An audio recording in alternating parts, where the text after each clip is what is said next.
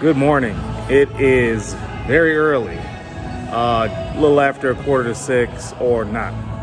See, that's how early it is. It's just after quarter after 4 here for legs. So doing this video a little bit differently. As a lot of you all know, I'm doing a density day on Sundays, where it's basically legs and back. But this is a leg session. So the density session that you will see at the beginning of the video was done on Sunday, Super Bowl Sunday. And the leg workout that you're about to see is a normal leg workout that I would normally do on a leg day with a couple of different key differences. So with that being said, I will break down the differences between the density day and the regular leg day, and why I've moved towards more of a density day on Sundays rather than a second back day. So far I like it, but you'll see the main nuances with this video. So let's get to it. Not a whole lot of time to work with. I even got my post-workout meal with me today, so I'm all about the gains. I normally don't carry it, but we're gonna get in, we're gonna work really hard, and then we're just gonna leave. All right, let's get to it.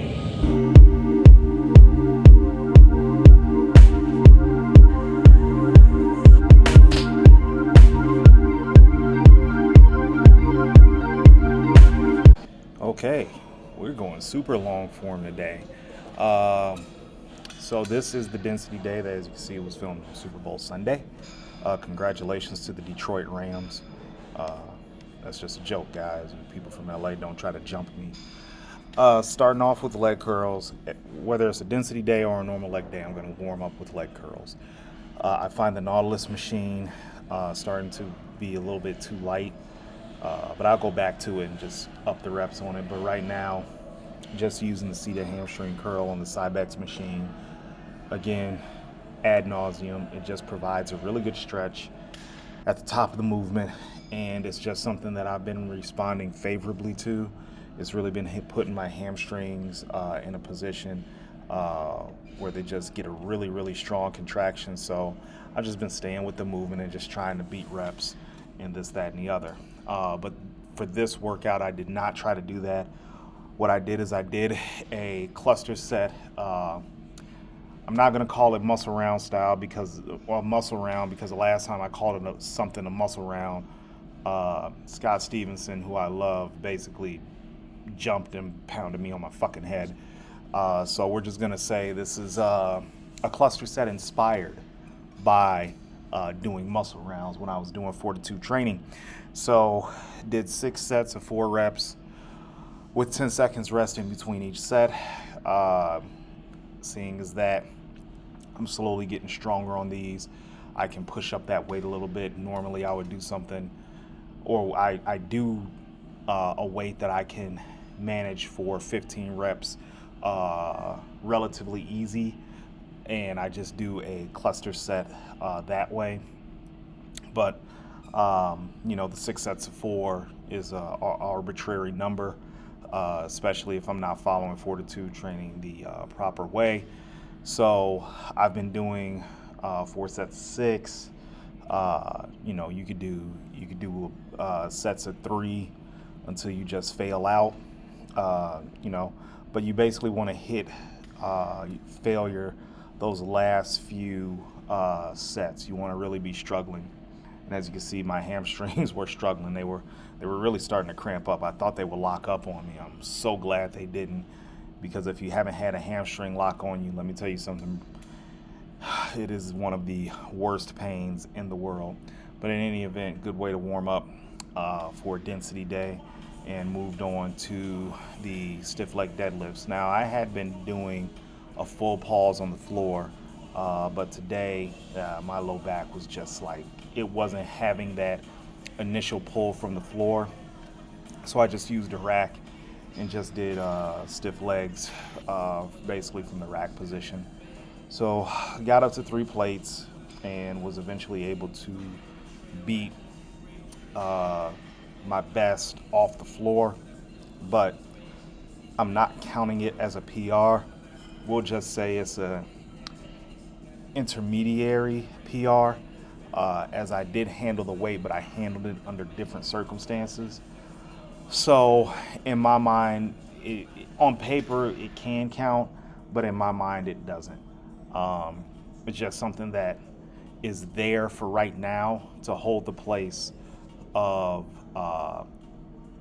for when I start doing these back from the floor. Now, if you're going to do something like that, you want to make sure that the movements are similar, okay? You don't want to do a completely different movement. You don't want to have an intermediary PR with, say, for instance, regular deadlift and a sumo deadlift, or flat bench press and then a flat dumbbell press. Those are different movements, different loading patterns, so you kind of want to keep it within that same loading pattern, if you understand what I'm saying. So I never get a big chance to do the density day the way that I would like to do it, the way that is kind of outlined. So I end up piecemealing a lot of stuff together, like I said in the intro. And with this, the leg press, it was supposed to be a high rep leg press. Unfortunately, I forgot to press record.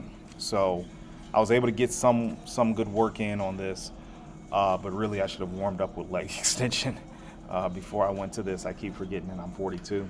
But really the density day is just leg and some back together. So I was able to get 5 plates for 18 reps. I was really trying to push up the volume on the leg press and was able to get those 18 reps. So you see here 4, and this was just more of a feeler set than anything, making sure that I was acclimated to the weight, make sure that I was ready to go, and make sure that I was feeling pretty good. So now we got the leg extension, and that felt really, really good. And I'm not going to spend too much time here, just making sure that I'm getting a good contraction, making sure that I'm really flushing the muscle with some blood, and just kind of finishing it off, so to speak. I know a lot of people hate that term, but I like it. So we did 2 sets here. Did a little bit of back with some rows, Atlantis rows. I don't have that footage, unfortunately. But next time you guys will see it. So as my density day evolves, so will a lot of my explanations. So this was filmed this morning. This is a regular standard leg day, and the main difference that you will see is that there is no back work done. It's straight legs, and as per usual, we're warming up with seated hamstring curls. Now, the workout started off pretty good, relatively easy, to be quite honest with you. I was able to nail a PR of 150 pounds for 15 reps. That's something I have been really, really working towards since I started this new block of training, and I finally was able to achieve that. So now what do? We can add 5 or we can add 10 pounds, but since I like to go big or go home on certain movements, we're just going to add 10. And we're going to work to get 15 with 160. That may come a little bit slower than 150. That may come faster because I've been working in the 150 pound range for a while. So with that being said, I want to emphasize the point that you all should pick those movements that you have to work really hard at. So as you can see, this set is 170 pounds, and I didn't get it for very many reps, but the fact that I was able to handle it after a nail-biting 15 reps with 150 pounds does say a lot. So get those movements that you can graft at and work really hard for months on months on months. Trust me. You're probably asking yourself, as a dude, why a glute machine?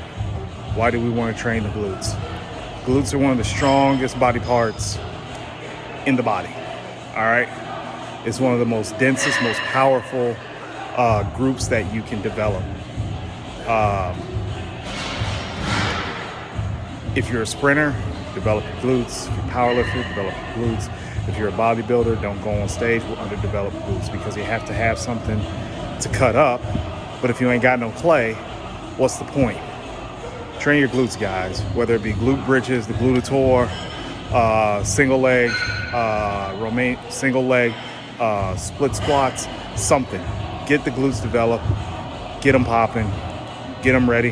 And plus, you give the women something nice to look at. They look at us from the back, guys. Just to let you know, calm down. They do look at us. Now that we got the posterior chain pretty good to go, we're going to move on to quads, and these are my work sets for the pendulum strength hip press, leg press, whatever you want to call it.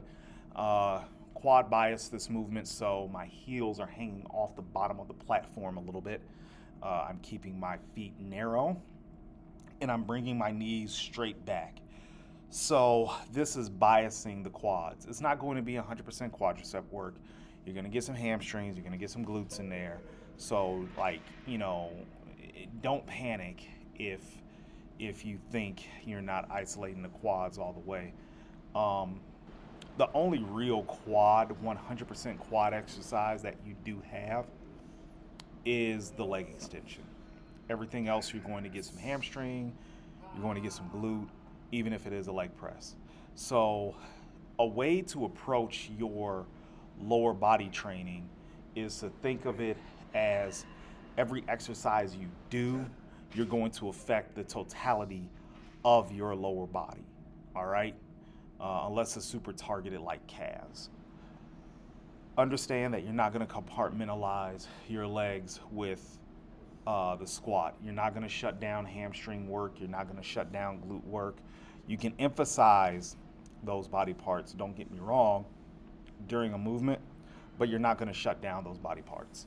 They're going to continue to work. They're going to continue to be involved in the movement, so it's just best to let that come as it may. Let's explain the setup.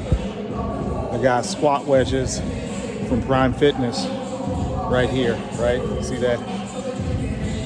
You want the knees over the toes. Emphasize quad development. Close stance, legs straight, knees not bowing out. You just want to straight out, down. The reason for that, again, emphasizing quad development and making sure we keep 100% pressure on the quad. I'm also loading at the top. That loads it at the bottom. And as you come up, it gets a little bit easier. But we'll load some on the other pegs as well. Get resistance at all angles. Now, I want you to understand that I picked this up from Jason Colley, right? So a lot of us have been doing our pendulum squats wrong. Not pendulum squats, are our power squats like this on the machine a little bit wrong. It should be really set up like a pendulum squat, right? If you do a pendulum squat correctly, your knees are over your toes, your quadriceps are emphasized, right? That's if your feet are low on the platform. So what I wanted to do is that I wanted to make sure that I had those prime wedges and I wanted my feet up and I wanted to have resistance at the bottom of the squat, so that's why the top pegs are loaded. That really beat my quadriceps up, and I was only able to get around the 6 to 8 rep range. As you can see, number 2, I was like, was this a good idea? And it was. Keep in mind, I'm keeping my back as straight as possible. I wanted this to be a 100% leg movement. I'm not tooting my butt back first and then going down. It's a certain way you need to perform this exercise to reap the benefits of it. But as a third exercise, this was probably a mistake. I think I could have probably gotten more out of it if I had a second exercise. And that kind of leads me to my next point. You don't have to barbell squat to grow, right? But I do believe some type of squatting motion needs to be inside of everyone's leg program. There are so many squat variations that you can do, whether they be on a machine, single leg split squats, dumbbell squats, belt squats. If you don't have access to this type of equipment, I'm going to be honest with you, unless you live in West Bumfuck, Wyoming, you need to get to a spot where you have the opportunity to have a multitude of equipment at the palm of your hands. So get to somewhere where you can get a power squat or something like that, and then just really work hard and leave. It's 2022 now, guys. We can go places, okay? And finishing off here with some leg extensions. So I did 2 loading sets here, which the loading sets weren't that phenomenal. Made sure I got to warm up in first because my knees and I'm old as shit. So with that being said, I did the 2 loading sets, and then I did once again, muscle round inspired cluster set where I'm doing 6 sets of 4 with 10 seconds rest in between this. So the metabolites are really building up on essentially what is a 100% quadricep exercise. All right. So you want to keep that you want to stay strict on that 10 seconds that you have to rest, or even that 15 seconds that you have to rest if you're a bigger guy. Those metabolites build up quickly. They build up really fast, and what they do is that they just really provide that burn inside the muscle. So yeah, you're having that 10-second break, but your work to rest ratio and the amount of reps that you're doing build up and accumulate so fast, your muscles have no choice but to really burn, and those metabolites are just stuck inside the muscle until you stretch it out, walk it out, and flush all that lactic acid. So cluster sets are great, EMOMs are great. I've really gotten into intra-set volume increases instead of overall set volume increases. Try to find a way to extend the set. Try to find a way to make the set more brutal. Try to find a way to put your muscle under more stress without increasing that without increasing that weight or that overall set volume. Good morning. It is very early, a little after 5:45 or not. See, that's how early it is. It's just after 4:15 here for legs. So doing this video a little bit differently. As a lot of you all know, I'm doing a density day on Sundays, where it's basically legs and back, but this is a leg session. So the density session that you will see at the beginning of the video was done on Sunday, Super Bowl Sunday. And the leg workout that you're about to see is a normal leg workout that I would normally do on a leg day with a couple of different key differences. So with that being said, I will break down the differences between the density day and the regular leg day, and why I've moved towards more of a density day on Sundays rather than a second back day. So far I like it, but you'll see the main nuances with this video. So let's get to it. Not a whole lot of time to work with. I even got my post-workout meal with me today, so I'm all about the gains. I normally don't carry it, but we're gonna get in, we're gonna work really hard, and then we're just gonna leave. All right, let's get to it.